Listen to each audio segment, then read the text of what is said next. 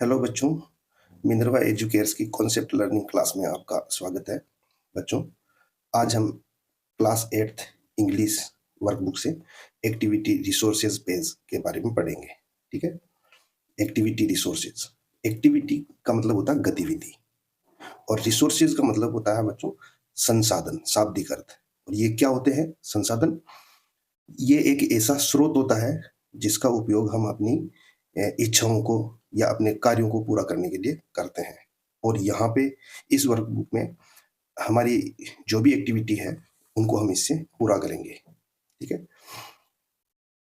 देखिए, learning outcomes, इनको बोलते हैं बच्चों सीखने के प्रतिफल। ठीक है?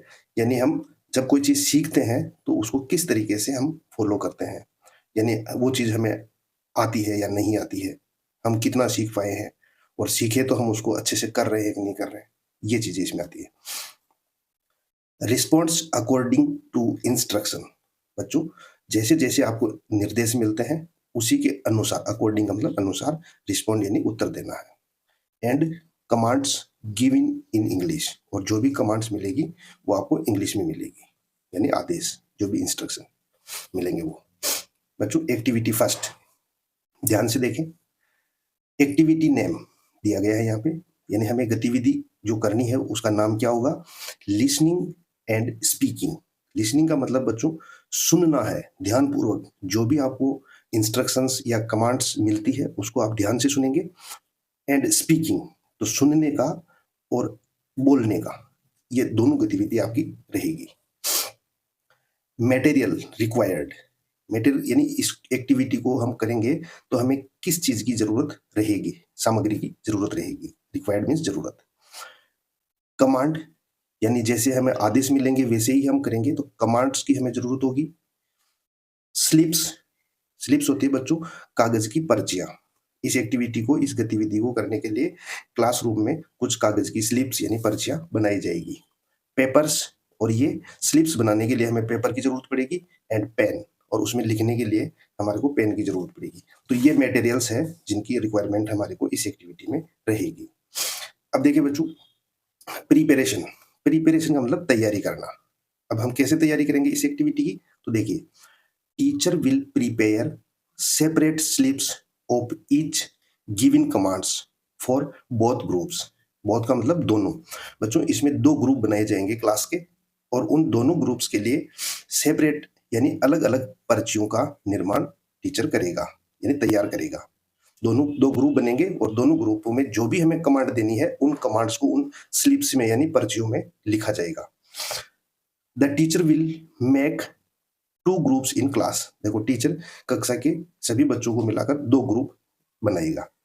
अब देखिए बच्चों, ग्रुप 1, ठीक है, फिंगर ऑन यूर लिप्स, यानी दो ग्रुप बना दिए हैं। उनमें से फर्स्ट ग्रुप को कौन कौन सी कमांड मिलेगी? तो देखिए, फिंगर ऑन यूर लिप्स यानी अपने होठों पर, लिप्स मीन्स होठों पे अपनी अंगुली रखना है, एक कमांड ये हो गया। लुक एट द बोर्ड, यानी बोर्ड की तरफ देखना है। बच्चों ये कमांड्स जो है टीचर आपको इंग्लिश में ही देगा, इसीलिए आपको ध्यान से सुनना है। लिसनिंग, एक्टिविटी का नाम ही यही है, लिसनिंग एंड स्पीकिंग। तो आप ध्यान से सुनेंगे तो ही आप बोल पाएंगे। तो लुक एट द बोर्ड, तो जैसे ही टीचर आपको ये कमांड देता है तो यानी स्लिप में ये चीज निकलती है तो आपको बोर्ड की तरफ देखना है। Close your eyes, close means बंद करना, अपनी आंखों को बंद करो, ये कमांड है। नेक्स्ट है ड्रिंक वाटर, पानी पीना है। और लास्ट है make a circle, circle means होता है बच्चों गोला बनाना। तो आप ग्रुप फर्स्ट के जो भी मेंबर्स हैं वो सभी आपस में मिलकर गोला बना लेंगे। तो ये कमांड्स थी बच्चों जो ग्रुप 1 को करना है। ग्रुप 2 के लिए क्या कमांड्स है? देखिए, लुक एट द विंडो, यानी आपको खिड़की की तरफ देखना है, विंडो मीन्स खिड़की। टच द वॉल, जैसे ही ये कमांड मिलती है तो आपको दीवार को छूना है, टच मीन्स छूना, वॉल मीन्स दीवार। रेज यूर हैंड्स, अपने हाथ को उठाना है, ऊपर उठाना यानी ऊंचा करना है, रेज करना, ठीक है। ब्लिंक यूर आईज, यानी अपनी आंखों को ब्लिंक करना है यानी झपकाना है। मेक ए लाइन, और लाइन बनाना है। तो जैसे ही ये इंस्ट्रक्शन आपको मिलता है तो आपको ये ग्रुप 2 को ये चीज करनी होती है। बच्चों इसके बारे में और हम आगे बढ़ते हैं। देखिए, देखो प्रोसेस, प्रोसेस का मतलब होता है बेटा बच्चों प्रक्रिया। किसी भी काम को करने का जो प्रक्रिया होती है उसको हम प्रोसेस बोलते हैं। तो देखिए, the teacher will make the students practice some commands with actions। बच्चों, टीचर जो है आपको क्या करेगा, अभ्यास करवाएगा किस चीज का, सम कमांड्स विद एक्शंस। कुछ टीचर आपको कमांड्स देगा, आदेश देगा, और उसको आपको अभ्यास करना है एक्शंस के साथ, यानी किस तरीके से आपको एक्शन करना है, जैसे कहे वैसे करना, उसको एक्शन बोलते हैं। ठीक है, the teacher will say these commands and student will act. अब देखिए, नीचे जो दी हुई ये कमांड्स है टीचर आपको देगा, और वो जब कमांड मिलती है तो उसी के अनुसार बच्चों को एक्शन करना है। ठीक है, एक्ट करना है। देखिए, स्टैंड अप, यानी बच्चे स्टैंड अप समझ, जैसे ही टीचर बोलेंगे तो बच्चे क्या करेंगे, खड़े हो जाएंगे। स्टैंड अप मीन्स होता है खड़े होना। फिर टीचर नेक्स्ट कमांड देता है sit down. Sit down means होता है बैठना, तो बच्चे बैठ जाएंगे। फोल्ड योर हैंड्स, अपने हाथों को फोल्ड करना है। ठीक है, नेक्स्ट है टर्न अराउंड, यानी गोल घूमना है आपको, अपनी जगह पे खड़े खड़े गोल घूमना है ऐसे सर्किल में। नेक्स्ट कमांड जंप 2 टाइम्स, तो 2 बार आपको उछलना है। और लुक अप, और देखना है ऊपर की तरफ।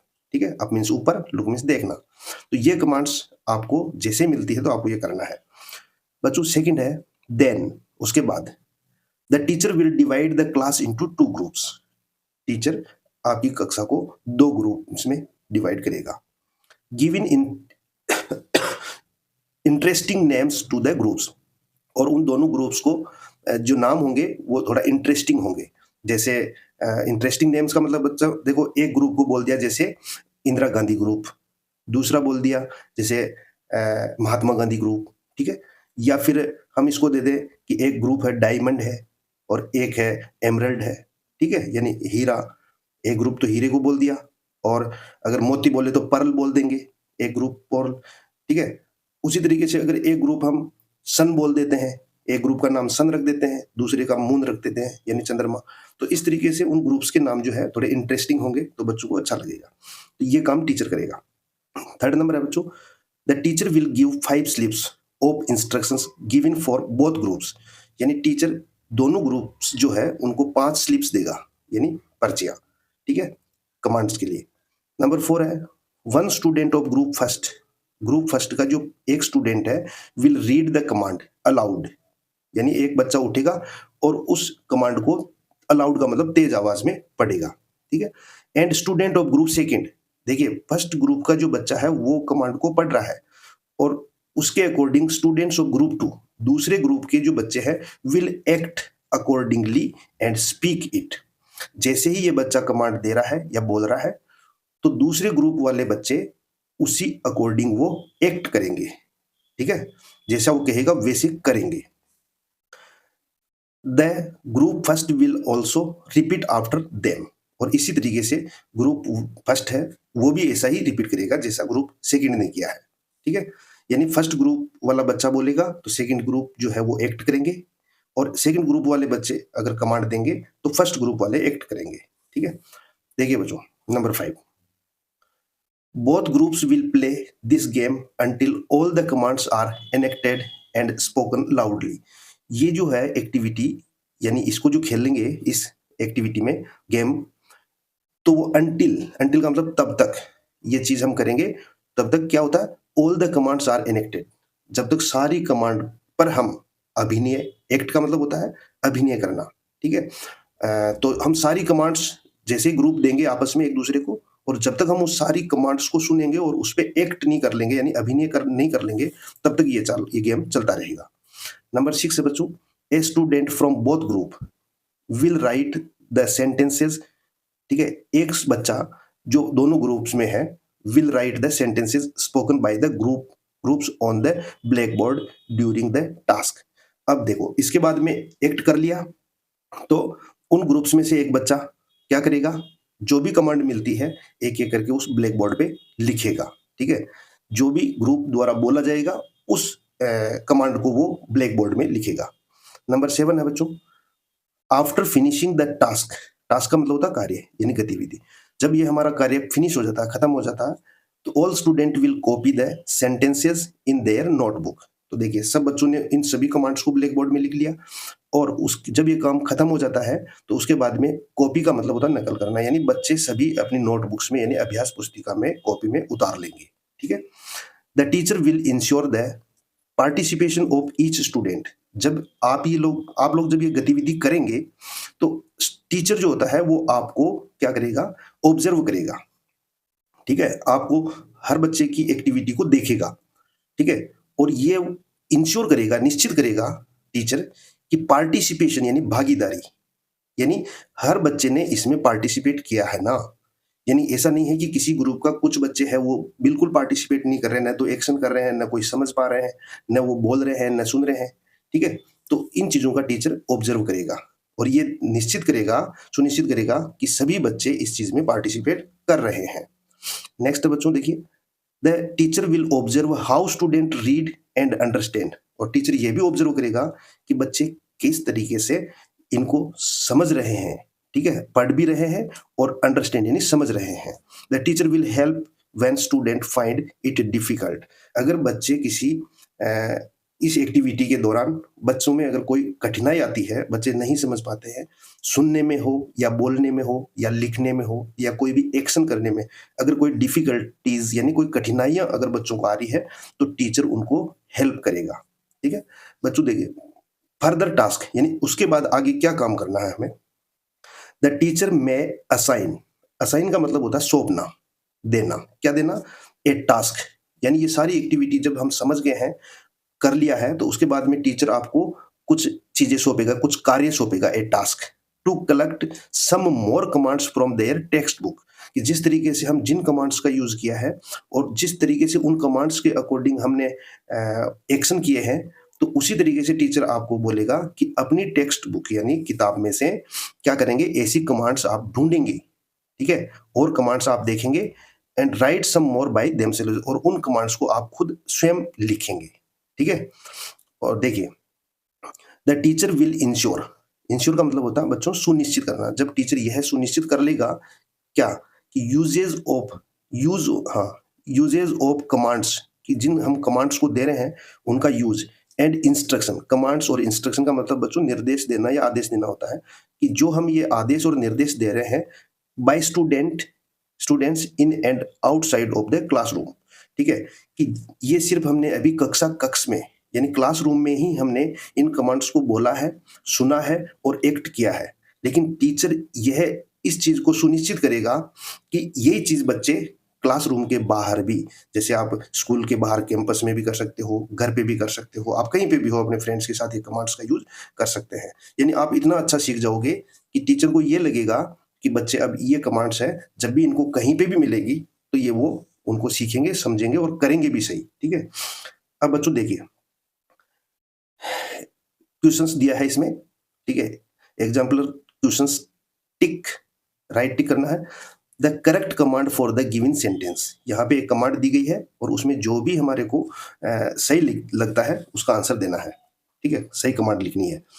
आई am getting very late for school, यानी मैं बहुत लेट हो रहा हूँ स्कूल के लिए। ठीक है, वेरी लेट यानी बहुत देर, लेट हो जाना, और कहाँ पे, स्कूल जाने में मुझे बहुत देरी हो रही है या मैं लेट हो रहा हूँ।